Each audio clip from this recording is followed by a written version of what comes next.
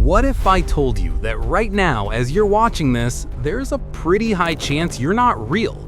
That everything around you, your phone, your room, even your memories might just be code running on some advanced computer. Sounds crazy, right? Well, Elon Musk doesn't think so. Just a couple of weeks ago on Nikhil Kamat's WTF podcast, when asked how likely we are to be living in a simulation, Musk paused and said, "Probably pretty high. I would say it's pretty high." Probability that we're in a simulation. What percentage would you attribute to that? Probably pretty high. I would say it's pretty high. Yeah? Yeah. The richest man on Earth thinks we might be living in the Matrix. And honestly, his reasoning is kind of terrifying. So let's break this down. The simulation theory isn't some new conspiracy. It's a legitimate philosophical argument that's been debated by scientists and thinkers for years. But Musk takes it to another level with a simple logic that's hard to ignore. Think about video games 40 years ago. We had Pong, literally just two white bars hitting a square back and forth. Fast forward to today, and we've got games that look almost identical to real life, with millions of players online in massive virtual worlds. Now, here's Musk's point from the podcast. If games went from Pong to near photorealistic in just 40 decades, imagine where they'll be in 100 years or 1,000. Eventually, we'd create simulations so realistic that the beings inside them wouldn't even know they're simulated. Musk laid out a chilling idea during his conversation with Kamath. He said creators of simulations would run millions, maybe billions of these virtual worlds, and they'd shut down the boring ones, the ones that don't produce anything interesting. The simulations that survive, the most compelling ones. That means if we're in a simulation, we're probably in the ones of interest. As Musk put it, you're most likely a distillation of what's interesting. Think about that.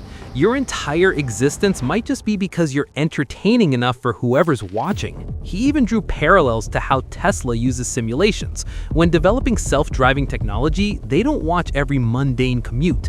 They focus on the edge cases, the unusual stuff, the close calls. SpaceX does the same with rocket data. They zoom in on anomalies because that's where the real learning happens. What if the universe operates the same way? What if our reality is optimized for maximum interest value? But here's where it gets even wilder.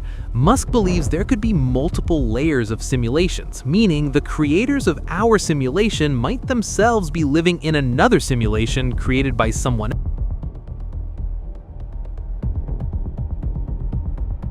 Now, you might be thinking, okay, but why does this matter?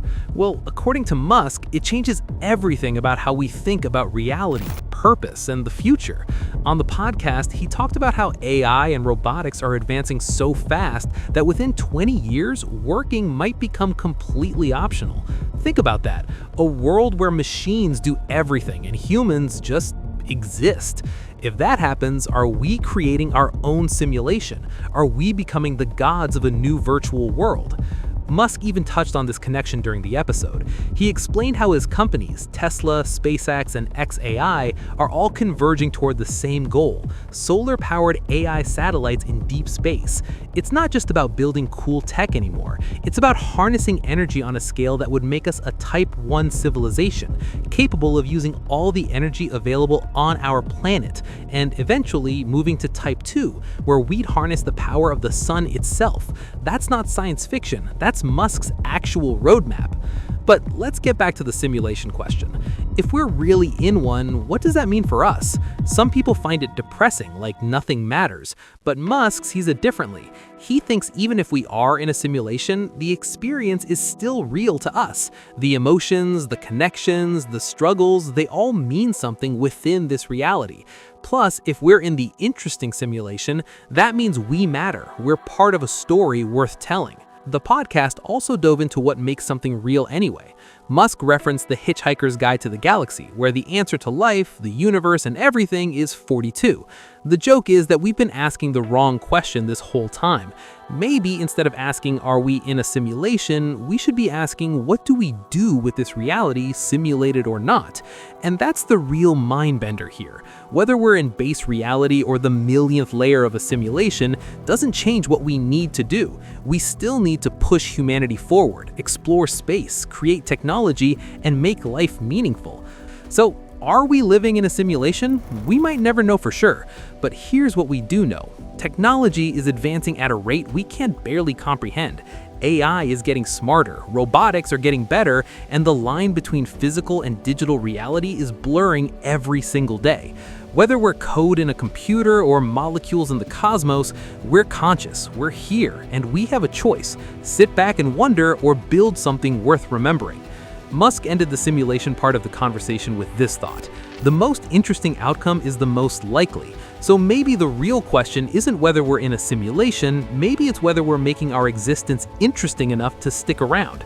What do you think? Drop your thoughts in the comments. And if you found this mind-bending, hit that subscribe button, because trust me, reality's about to get a whole lot weirder. Oh, and speaking of mysteries that'll blow your mind, if you thought this was crazy, you need to check out my video on the dark side of the moon. Trust me, what we discovered there will make you question everything you thought you knew about space. The link's right here on screen. Go watch it now, you won't regret it.